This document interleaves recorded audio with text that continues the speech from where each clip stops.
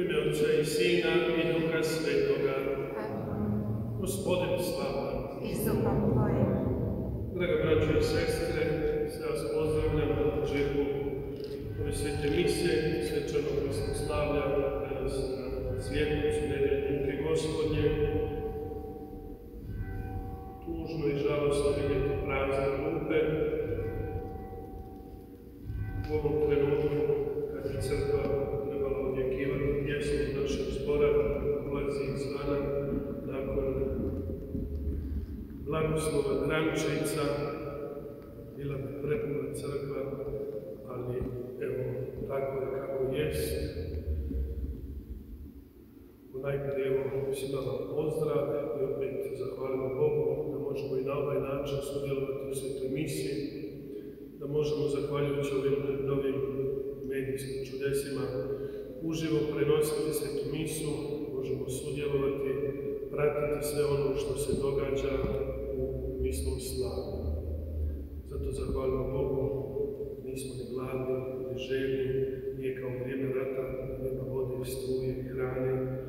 Svega toga imamo, jedni smo s drugima i evo i na ovaj način povezani i uistinu trebamo biti Bogu i u ovom trenutku opet zahvalni. Blagoslovit ćemo Grančice, nadam se da ste i sebe pripremili svetu vodu u svojim obiteljima i Grančice koje ćemo poslije u svoje imanja, u svoje kuće pronijeti i s njima blagosloviti Georgiju. Hosana sinu Davidovu, blagoslovljen koji dolazi u ime Gospodnje, Izraelov kralj, Hosana u visini. Draga braćo i sestre, već od početka korizme pripravljali smo se na vazal pokorom i djelima ljubavi. Danas se skupljamo da sa čitavom crkvom započnemo slavne vazalnog tajstva, to jest muke i uskrsnuća Hristova. On je zato i unišao svoj grad Jeruzalem. Ondje je htio trpjeti i umrijeti, ondje je imao od mrtvih ustati. Izvršimo dakle spomenutog ulaska živom vjerom i pobožnošću, slijedimo Gospodina na križnom putu, da imamo djela u njegovu uskrsnuću. Pomolimo se, svemogući i vječni Bože, blagoslovi ove Grančice, svečanim ophodom i klicanjem pratimo danas Hrista Kralja, daj nam po njemu sličim nebeski grad Jeruzalem, gdje on živi i kraljuje vijeke vjekova. Amen.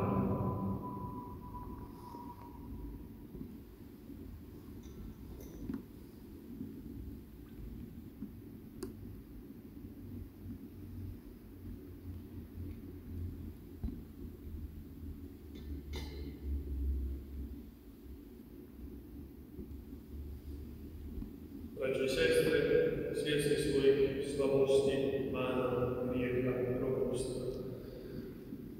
Skrušimo svoja srca, saberimo pameti, pokajmo se za grijehe, kako bismo dostojno proslavili sveta misna tajstva.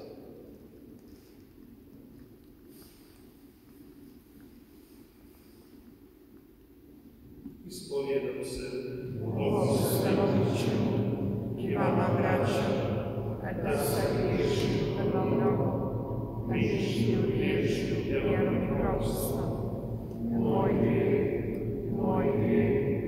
Moj veliki grijeh, zato molim blaženu Mariju vas djecu, sve anđele i svete, i vas, braćo, da se molite za mene, Gospodinu Bogu našem. Smilovao nam se svemogući Bog, oprosti nam grijehe naše i priveo nam se život vječni. Amen. Gospodine, smiluj se. Gospodine, smiluj se. Kriste, smiluj se. Kriste, smiluj se. Gospodine, smiluj se. Gospodine, smiluj se. Pomolimo se. Svemogući vječni Bože, poslušan Tvojoj volji, naši Spasitelj uzeo tijelo, ponizio sama sebe i podnio sramotu križa. Daj da slijedimo uzor njegova poniženja, s njime zajedno trpimo i postignemo slavu uskrsnuća. Po Gospodinu našem Isusu Hristu, Sinu Tvome, koji s Tobom živi i kraljuje u jedinstvu Duha Svetoga Bogu u sve vijeke. Poslušajmo biblijska čitanja.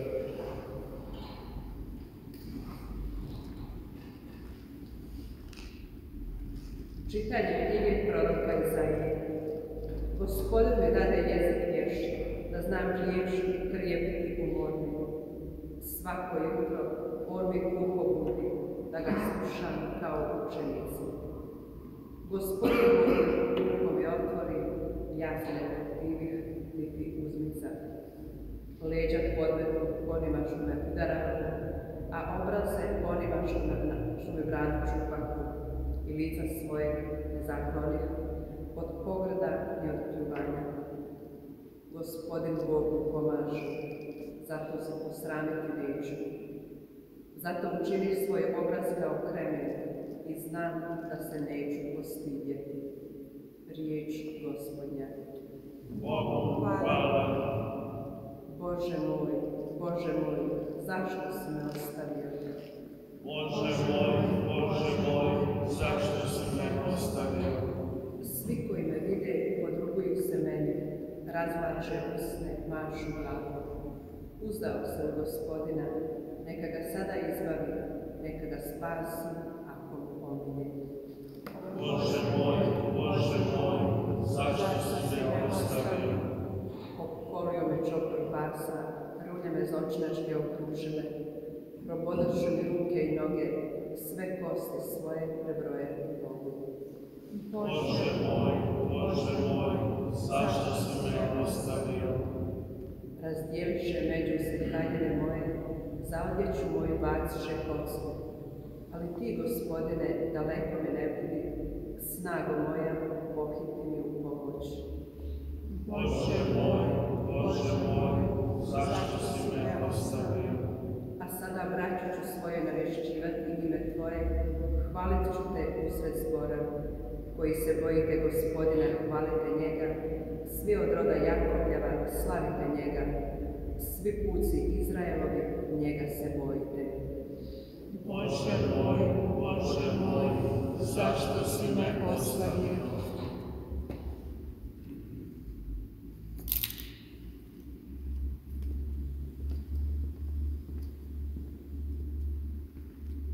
Čitanje poslanice Svetoga Pavla Apostola Filipljanima.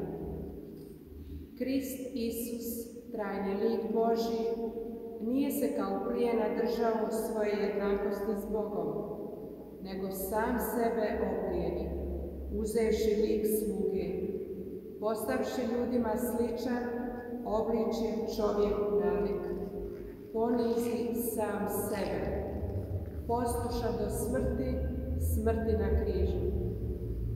Zato Bog njega preuzvisi i darova mu ime na svakim imenom, da se na ime Isusovo prigne svako koljeno nebesnika, zemljika i podzemnika. I svaki će jezik priznati Isus Krist jest Gospodin, na slavu Boga Otca. Riječ Gospodnja. Bogu hvala.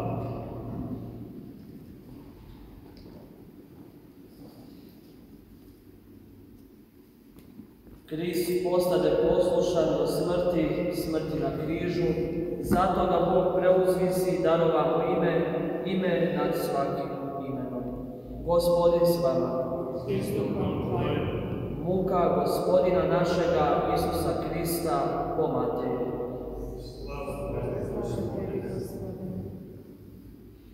U ono vrijeme, jedan od 12-torice, zvani Juda Iškariotski, pođe glavarima svećeničkim i reče: što ćete mi dati, ja ću vam ga predati. A oni mu odmjeriše 30 srebrnjaka. Otada je tražio priliku da ga preda. Prvoga dana bespasnih kruhova pristupiše učenici Isusu i upitaše: gdje hoćeš da ti pripravimo te blaguješ pasu? On reče: idite u grad tomu i recite mu: učitelj veli, vrijeme je moje blizu, kod tebe slavim pasu sa svojim učenicima. I učine učenici kako im naredi Isus i pripravi pasu. Uvečer bijaše Isus za stolom s 12-toricom i dok su blagovali, reče, zaista kažem vam, jedan će me od vas izdati. Silno ožalošćeni stanu jedan za drugim govoriti, da nisam ja, Gospodine. On odgovori, onaj koji umoči samom Duhu u zdjelu, taj će me izdati. Sin čovječji, istina, odlazi kako je o njemu pisano, ali ja o čovjeku onomu koji predaje Sina čovječjega. Tomu bi čovjeku bolje bilo da se ni rodio nije. A Juda, izdajnik, prihvati i reče, da nisam ja učitelj. Reče mu, ti kazao. I dok su blagovali, uze Isus kruh, izreče blagoslov parazlom i dade svojim učenicima i reče, uzmite i jedite, ovo je tijelo moje. I uze čašu, zahvali i dade im govoreći, pijte iz nje svi, ovo je krv moja, krv saveza koja se za mnoge prolijeva na oproštenje grijeha. A kaže vam, neću od sada piti od ovoga roda trsova, do onoga dana kad ću ga novoga s vama piti u kraljestvu Oca svojega. Otpjevaši hvalospjeve, zaputiše se prema Maslinskoj gori. Tada im reče Isus, svi ćete se vi još ove noći sablazniti o mene, da pisano je, udarit ću pastira i stado će se razbjeći. Ali kad uskrsnem, ići ću pred vama u Galileju. Na to će mu Petar, ako se i svi sablazne od tebe, ja se nikada neću. Reče mu Isus, zaista kažem ti, još ove noći prije nego li se Pijetao oglasi, 3 put ćeš me zatajiti. Kaže mu Petar, bude li trebalo i umrijeti s tobom, neću te zatajiti. Tako rekoše i svi učenici. Tada dođe Isus s njima u predio zvan Getsemani i kaže učenicima, sjedite ovdje dok ja odem onamo pomoliti se. I povede sa sobom Petra i oba sina Zebedejeva. Spopade ga žalost i tjeskoba. Tada im reče, duša mi je nasmrt žalosna, ostanite ovdje i bdijte sa mnom. I ode malo dalje, pade ničice moleći, Oče moj, ako je moguće, neka me mimoiđe ova čaša, ali ne kako ja hoću, nego kako hoćeš ti. I dođe učenicima i nađe ih pozaspale, pa reče Petru, tako, zar niste mogli 1 sat podnijeti sa mnom? Bdijte i molite da ne padnete u napast. Duh je istina voljan, no tijelo je slabo. Opet po drugi put ode i pomoli se, Oče moj, ako nije moguće da me čaša mine, da i ne pijem, budi volja tvoja. I ponovno dođe i nađe ih pozaspale, oči im se sklapale. Opet ih ostavi, pođe i pomoli se po 3. put, ponavljajući iste riječi. Tada dođe učenicima i reče im, samo spavajte i počivajte. Evo, približio se čas. Sin čovječji predaje se u ruke grešničke. Ustanite, hajdemo, evo približio se moj izdajica. Dok je on još govorio, gle dođe Juda, jedan od 12 i s njime silna svjetina s mačevima i toljagama, poslana od glavara svećeničkih i starješina narodnih. A izdajica im dao znak, koga poljubim, taj je, njega uhvatite. I odmah pristupi Isusu i reče, zdravo učitelju, i poljubi ga. A Isus mu reče, prijatelju, zašto si ti ovdje? Tada pristupe, podignu ruke na Isusa i uhvate ga. I gle, jedan od onih koji bijahu s Isusom, maši se rukom u trku mač, udari slugu velikog svećenika i osjeće mukom. Kaže mu tada Isus, vrati mač na njegovo mjesto, jer svi koji se mača lačaju, od mača i ginu. Ili zar misliš da ja ne mogu zamoliti Oca svojega i tako umah uzame više od 12 legija anđela? No kako bi se onda ispunila pisma, da tako mora biti. U taj čas, reče Isus svjetini, kao na razbornika iziđoste s mačevima i toljogama da me uhvatite. danovice sjeđah u hramu, naučavajući i ne uhvatiste me. A sve se to dogodilo da se ispune pisma proročka. Tada ga svi učenici ostali i pobjegli. Na to uhvatiše Isusa i odvedoše ga velikom svećeniku Kajfi, kod kojega se sabraše pismoznanci i starješine. A Petar je išao za njim izdaleka do dvora velikog svećenika i ušavši unutra, sjedne sa stražarima da bi ih sašetali. A glavari svećenički i cijelo vijeće tražili su kako lažno svjedočanstvo protiv Isusa da bi ga mogli pogubiti. Ali ne nađoše, premda pristupiše mnogi lažni svjedoci. Napokon pristupe dvojice i reknu: ovaj reče mogu razvaliti hram Božji i za 3 dana sagraditi. Usta na to veliki svećenik i reče mu: zar ništa ne odgovaraš? Što to ovi protiv tebe svjedoče? Isus je šutio. Reče mu veliki svećenik: zaklinjem te Bogom živi, kaži nam jesi li ti Krist, Sin Božji. Reče mu Isus: ti kaza, što više kažem vam, osada ćete gledati Sina čovječjega gdje sjedi s desna sile i dolazi na oblacima nebeskim. Na to veliki svećenik razvije haljine govoreći, pohulio je: što nam još trebaju svjedoci? Evo sada ste čuli hulu, što vam se čini? Oni odgovoriše: smrt zaslužuje. Tada su mu pljuvali u lice i udarali ga, a drugi ga pljuskali govoreći: proreci nam, Kriste, tko te udario? A Petar je sjedio vani u dvorištu i pristupi mu jedna sluškinja govoreći: i ti bijaše s Isusom Galilejcem. On pred svima zanijeka: ne znam što govoriš.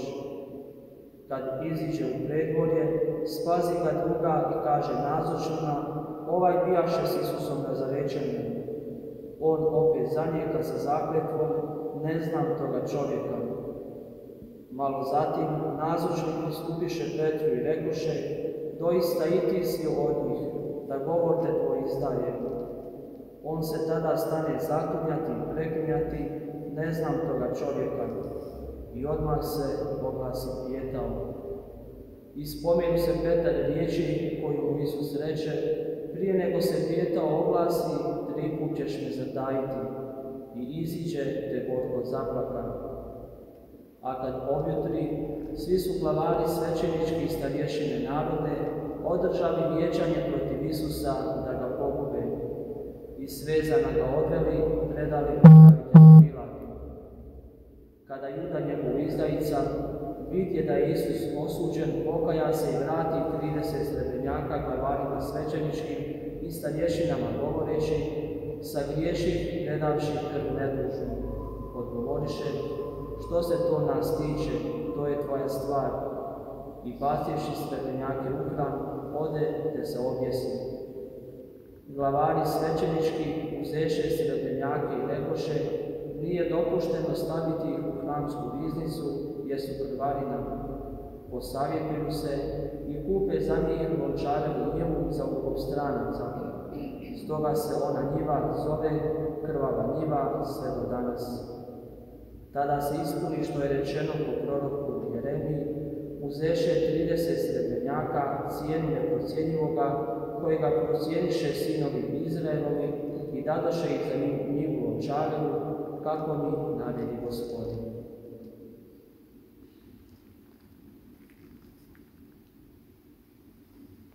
Dovedoše dakle Isusa pred upravitelja. Upita ga upravitelj: ti li si kralj židovski? On odgovori: ti kažeš. I dok su ga glavari svećenički starješine narodne optuživale, ništa nije odgovarao. Tada mu reče Pilat: ne čuješ li što sve protiv tebe svjedoče? I ne odgovori mu ni jednu riječ, te se upravitelj silno čudi. O blagdanu upravitelj obećavao svjetini pustiti jednoga uznika, koga bi već htjeli. Tada upravo bijaše u njih poznati uznik zvani Baraba. Kada se dakle sabraše, reče Pilat: koga hoćete da vam pustim, Barabu ili Isusa kojeg zovete Krist. Znao je doista da ga predadoše zavisno. Dok je sjedio na sudačkoj stolici, poruči mu njegova žena: mani se ti ovoga pravednika, jer sam danas usnu mnogo pretrpjela zbog njega. Međutim, glavari svećenički starješine narodne svjetinu savjetovao da zaiskaše Barabu, a Isusa da pogube. I upravo ih, dakle, i upita i dakle upravitelj: kojega od ove dvojice hoćete da vam pustim? A oni rekoše: Barabu. Kaže im Pilat: što dakle da učinim s Isusom koji se zove Krist?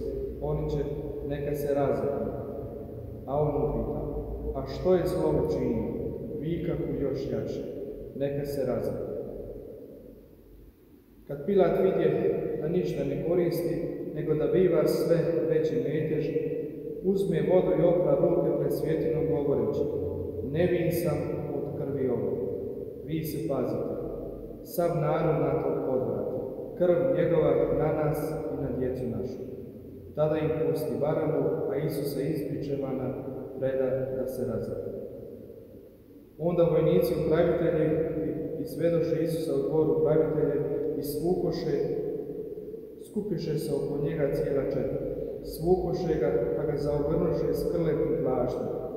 Spletoše zatim vijenac od trnja i staviše mu ga na glavu, a tako i trsku u desnicu. Prigibljajući pred njim koljena, izrugivahu ga: zdravo kralju židovskom. Onda, pljujući po njemu, uzimahu trsku i udaraju ga po glavu. Pošto ga izrugaše, svukoše mu plašt, obukoše mu njegove haljine, pa ga odvedoše da ga razapne. Izlazeći, nađu nekoga čovjeka Cirenca imenom Šimuna i prisile da mu ponese križ. I dođoše na mjesto zvano Golgota, to jest lobanjsko mjesto. Dadoše mu piti vino sa žuči pomiješano, i kad okusi, ne htjeli piti. A pošto ga razapeše, razdijeliše među se haljine njegove, bacivši kosti. I sjeđahu ondje, čuvahu ga. I staviše mu podno glave krivicu napisano: ovo je Isus, kralj židovski. Tada razapeše s njim dva razbojnika, jednoga s desna, drugoga s lijeva. A prolaznici su ga pogorđivali mašući glavom: ti koji razvaljuješ hram i za 3 dana ga sagradiš, sam sebe spasi. Ako si sin Božji, siđi s križa. Slično i glavari svećenički s pismoznancima i starješinama rugahu se govoreći: druge je spasio, sam sebe ne može spasiti. Kralje Izraela, neka sad siđe s križa, pa ćemo povjerovati u njega. Uzdao se u Gospodina, neka ga sad izbavi ako mu omili. Da govorio je: sin sam Božji. Tako ga vrijeđahu i s njim razapeti razbojnici. Od 6. ure nastan namak u svoj zemlji do ure 9. O 9. uri povika Isus iza glasa: Eli, Eli, lama sabachthani. To će reći: Bože moj, zašto si me ostavio? I neki od nazočnih, čuvši to, govorahu: ovaj zove Iliju. I odmah potrča jedan od njih, uze spužbu, nattopi osnov, natakne na trsku i pruži mu piti. I okusi, rekoše: pusti da vidimo hoće li doći Ilija da ga spasi. A Isus opet povika iza glasa i ispusti duh.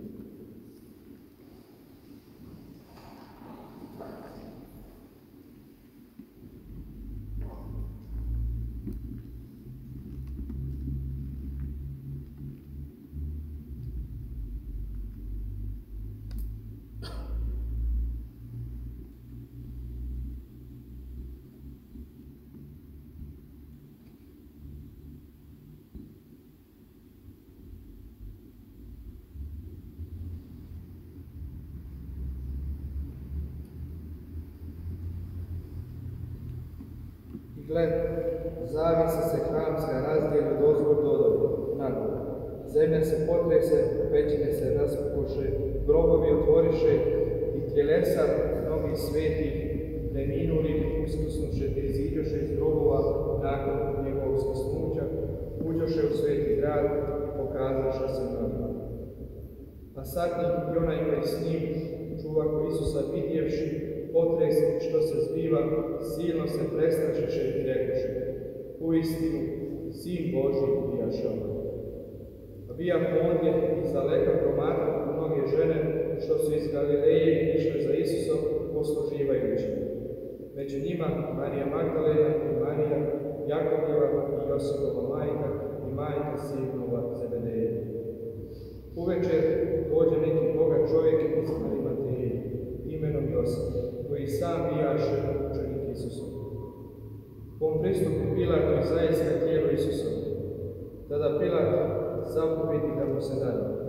Josip uze tijelo, poviga u čisto pladno, položi u svoj novi grob, koji bijaš isklesao u stiriju. Dokotalja velik kamen na grobna vrata i otiđe. A bijah ondje Marija Magdalena i druga Marija sjedele su nasuprot grobu. Sutradan, to je dan nakon priprave, sabraše se glavari svećenički farizeji i Pilatu, te mu rekoše: Gospodaru, sjetimo se da ovaj varalica još za života kaza, nakon 3 dana uskrsnuće. Zapovidi dakle da se grob osigura sve do 3. dana, da ne bi možda došli njegovi učenici, ukrali ga, pa rekli narod: uskrsnuje kod mrtvih. I bit će posljednja prevara gora od prve.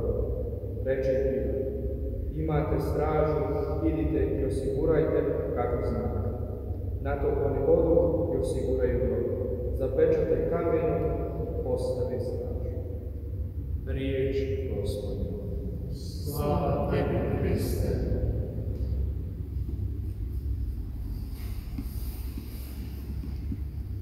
Riječima Svetog Evanđelja neka se izbrišu svi naši grijesi, u ime Otca i Sina i Duha Svetoga. Amen.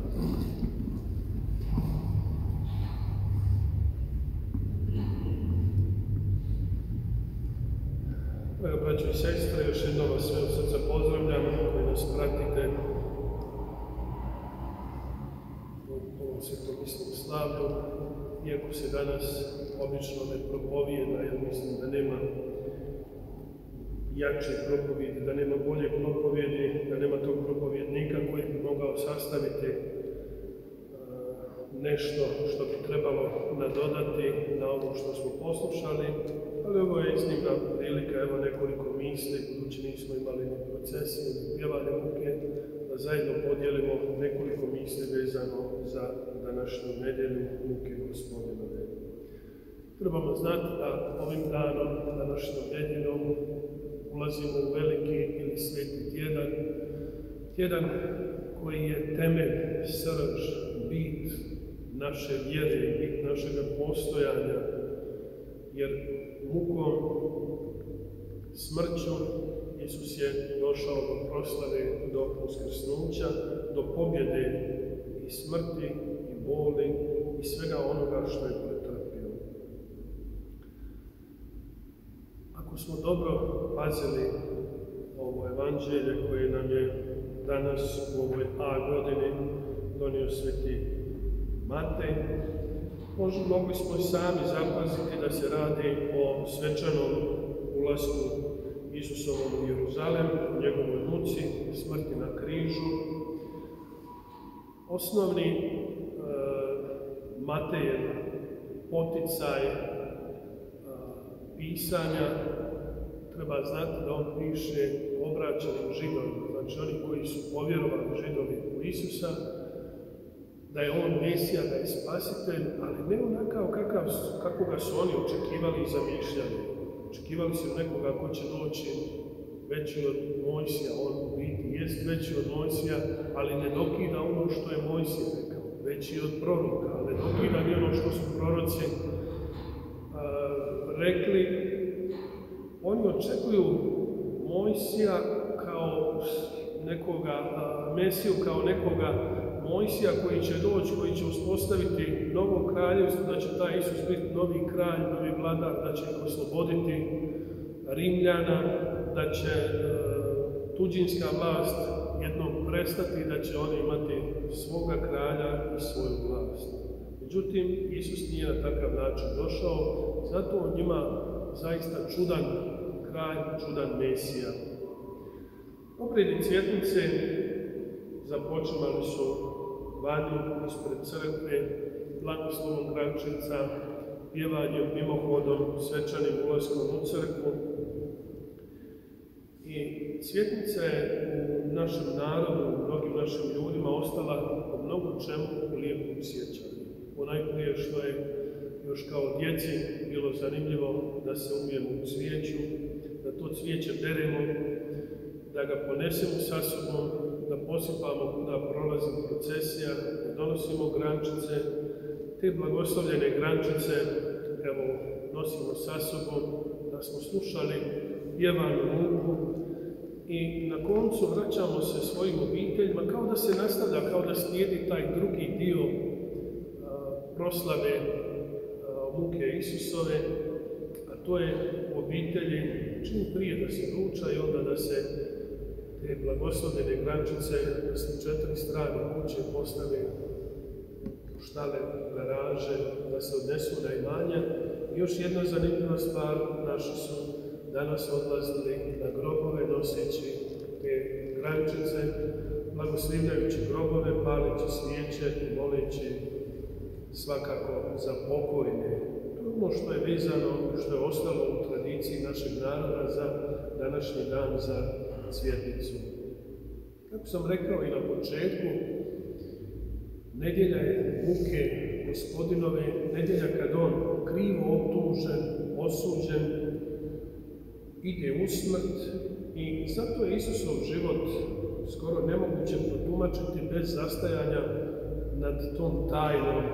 A ta tajna upravo jest kao što i molimo, kad molimo mis tajna vjere, tvoju smrt navještamo, uskrsnuće slavimo, slavni dolazak iščekujemo, da vidimo da je to uistinu Bog na poseban način u Isusovom životu, ali ne samo u životu, nego vidimo i u njegovoj smrti. Nedjelja je muke, patnje, boli i stradanja. Svi mi znamo iz osobnog iskustva da imamo fizičku ili tjelesnu patnju i bol. Kad nas nešto zaboli, da mi patimo teško. Kad se udarimo nečim, porežemo se, to nas sve boli i mi tada trpimo. Uz tu tjelesnu i fizičku ima druga patnja koja je puno teža, a to je ona patnja iznutra, patnja duše, kad nas nešto iznutra boli. To nas boli najčešće kad nas drugi povrijedi svojim ogovaranjem, krivim izjavama, ružnim riječima. To nas zna tako duboko boliti i veće i jače boli stvarati nego one tjelesne boli. Evo tu i jednu i drugu bol, i tjelesnu, ali unutarnju, duševnu bol, jer je Isus prihvatio. I dan danas, u Isusovo vrijeme, ljudi su fizički trpjeli i patili, ali još više on koji je pravedan, krivo osuđen, mora biti razapet, i to je pokazatelj Božje ljubavi, da Bog čovjeka voli iz samog temelja, iz korijena, u srži Božjoj jest naravi, da on voli čovjeka, da ga iz ljubavi stvorio. Evo i upravo iz te ljubavi Bog pati. Ta patnja najviše očitovana je u patnji Isusa Krista i vidimo da u toj Božjoj ljubavi prema nama ljudima patnja ima svoj smisao. Znači ona nije besmislena, patnja Isusova svakako ima svoj smisao, a to je da nas je on tom patnjom, svojom mukom, svojom smrću otkupio, oslobodio od grijeha, da nas je on spasio i zato ta patnja i muka ima smisla. Ako je Isus, vidimo, prihvatio i tjelesnu i duševnu patnju, jesmo li mi spremni, braći i sestre, ispaštati za grijehe, za propuste, za boli koje smo mi nanijeli drugima. Jesmo li spremni zatražiti oproštenje od drugih? Jesmo li spremni uistinu to što smo drugima nanijeli da mi za to odgovaramo? I drugo pitanje, jesmo li mi spremni u ovom trenutku oprostiti drugima boli, patnje, sve ono što su nam oni nanijeli, zbog čega mi trpimo tjelesno i duševno, jesmo li mi spremni to oprostiti? Nek nam Krist bude primjer, uzor strpljivosti, patnje u stradanju i svakako primjer praštanja.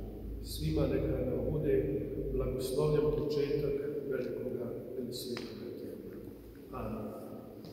Vjerujem u jednoga Boga, Otca svemogućega, stvoritelja neba i zemlje, svega drugoga i nevidljivoga, i u jednoga Gospodina Isusa Krista, jedinorođenog Sina Božjega, rođenog od Otca prije svih vjekova, Boga od Boga i svjetlo od svjetla, pravoga Boga od pravoga Boga, rođena i stvorena istinita s Otcem, po kome je sve stvoreno, koji je radi nas i radi našega spasenja sišao s nebesa i utjelovio se po Duhu Svetom, od Marije Djevice i postao čovjekom, raspet također za nas, od Poncija Pilatom mučen pokopan i uskrsnuo treći dan po Svetom pismu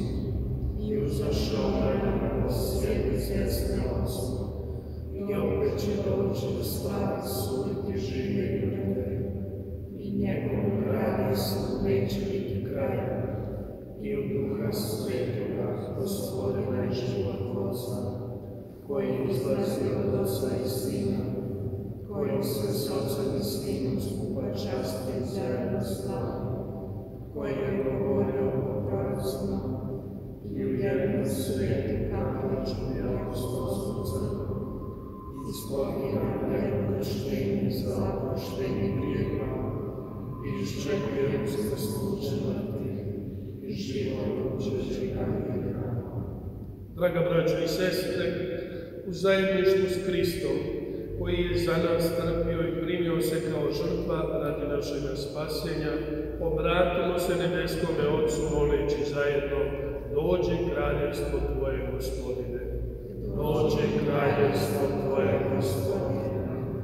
Obdari, Oče, svoju crkvu novom snagom Duha Svetoga, da unatoč kušnjama i teškoćama ostane vjerna Kristovu putu, molimo Te. Nadahnuj, Gospodine, upravitelje naroda i država na zalaganje za istinu i služenje zajedničkom dobru, molimo Te. Dođi kraljevstvo Tvoje, Gospodine. Pomozi, Bože, da svi ljudi svijeta u Kristovu predanju prepoznaju ljubav koja nas spašava, molimo Te. Osnaži, Oče, one koji trpe poniženja i uvrede, te im pošalji na put ljude koji će im biti pomoćnici poput Šimuna Cirenca, molimo Te. Dođi kraljevstvo Tvoje, Gospodine. Učini, Gospodine, da po slavljenju ovih svetih otajstava među nama poraste ljubav i zajedništvo, molimo Te. Dođi kraljevstvo Tvoje, Gospodine. Oprosti, Bože, grijehe našoj pokojnoj braći i sestrama i primi ih u svoje kraljevstvo, molimo Te. Dođi kraljevstvo Tvoje, Gospodine. Vječni Oče, u svojem Sinu Isusu Kristu pokazao si nam da je ljubav jača od smrti. Pomozi nam da možemo svakodnevno ići za njim i u snazi njegova duha pobjeđivati zlo dobrim. To Te molimo po Kristu Gospodinu našemu.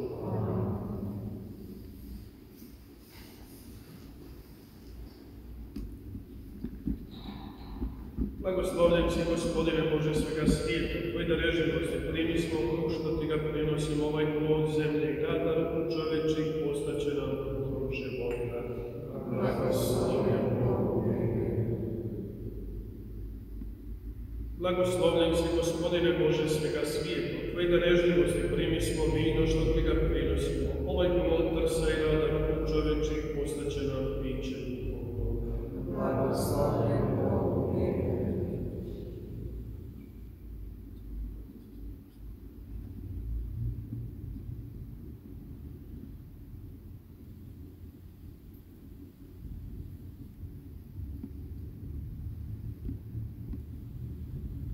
Molite, braćo i sestre, da moja i vaša žrtva bude ugodna Bogu, Otcu svemogućemu.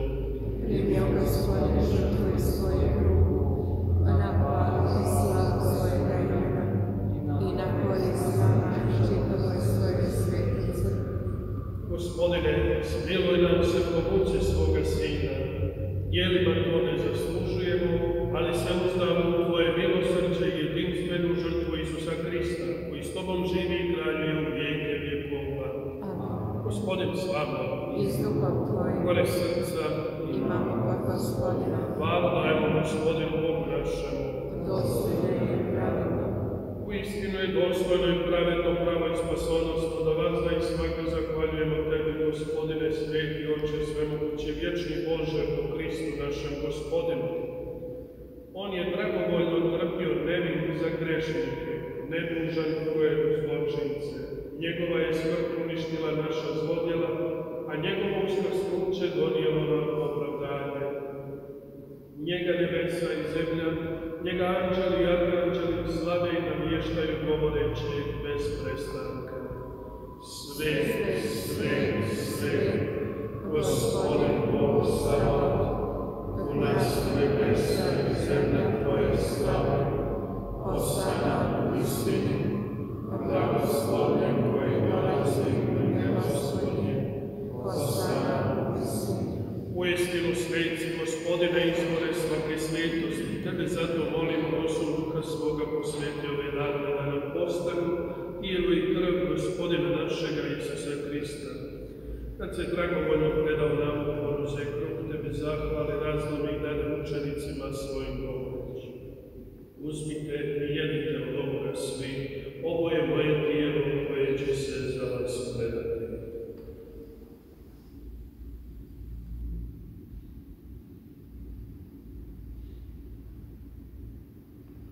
Isto tako, pošto večeraše uze kališ, ponovno ti zahvali i dade učenicima svojim govoreći, uzmite i pijte iz njega svi, ovo je kališ moje krvi novoga i vječnoga saveza, koja će se proliti za vas i za sve ljude na oproštenje grijeha.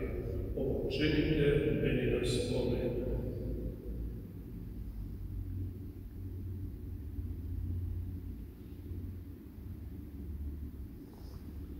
Tajna vjere. Tvoj su, Gospodine, navješamo, da tvoje uskrsnuće slavimo, da tvoj slavni dolazište. Slaveći dakle i spomen smrti i uskrsnuća Tvoga Sina, prinosimo ti, Gospodine, kruh života i kališ spasenja i zahvaljujemo ti što si nas pozvao da stojimo pred Tobom i tebi služimo.